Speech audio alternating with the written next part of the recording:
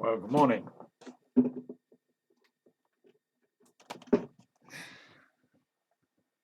Welcome to another shard. This one is, I think, about I'm not sure which number it is actually, but not to worry. I will just press on. It concerns a time when the Israelites, who you probably now know, got sent into exile for the simple reason that instead of worshipping the God who created them and who gave them Israel, they started worshipping other gods, the gods of the people who were already living there. And that was one of the problems, you see, because when God said, I'm going to give you this area, Palestine basically, as your homeland, you've got to kill off everybody who's already there.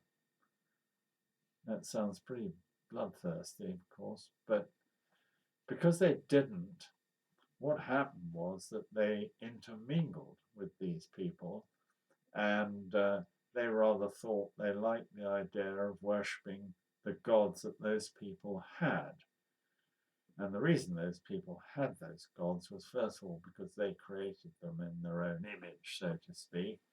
In other words, their gods were much more friendly than the God of the Israelites, who was quick to condemn whenever they fell short. So the net result was that the Israelites all went into exile, and they stayed there for 70 years. They went down to Babylon and Persia, those areas, and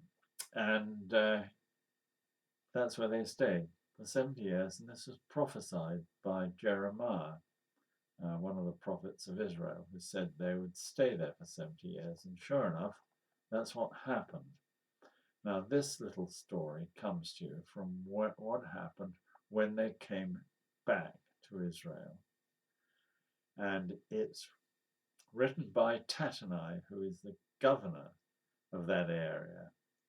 You won't find him in the Bible. He's a figment of my imagination, at least as far as his writing this article is concerned. I hope you enjoy it. So here we go. Well, I didn't ask for this job, but you don't argue with an emperor who can terminate your life with a flick of his finger. So here I am, Tattenai, governor of the Trans-Euphrates region. It's a mess. By the time everyone from Tilgath-Pileser to Nebuchadnezzar and their armies had trampled over the region, there were piles of rubble everywhere. And the exiles, lowest of the low from other parts of the Persian Empire. There were, however, opportunities to better myself and my circumstances. I was, after all, responsible for tax collection and deciding conflicts. So I wasn't where I would have liked to be, but things could have been a lot worse. Well, that was the situation until they turned up. Who are they? Them, the Jews. One day they weren't here. The next day there were over 40,000 of them. They just settled down in their original homes, totally ignoring me and my officials. There were just too many of them for me to kick out. In any case, they said they had permission from King Cyrus. So what could I do? If they'd just got on with their lives and not caused any disturbances, I would have been a happy man. But no, they had to go and start rebuilding their temple in Jerusalem. Well, we all know what that means, a focus for revolt. So I wrote to the king about it. It was Artaxerxes by then. All right, I did exaggerate and say they were rebuilding the city walls and foundations.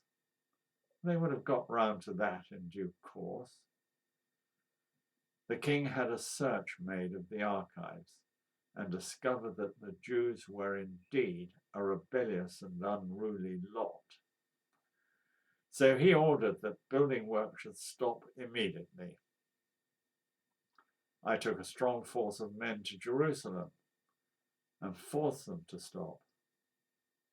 Life returned to a reasonably satisfactory standard and continued for a number of years, when, blow me down, if the Jews didn't start rebuilding again. I asked them on what authority they were doing so, and they quoted from the decree by King Cyrus. I again wrote to the king, but this time I added in the response from the Jews. The king again had a search made of the archives and found out that there had indeed been a decree. So he wrote and told me not to interfere. And not only that, I had to pay their expenses. Well, things quietened down after that until Nehemiah turned up. Talked about him in the next article. God bless.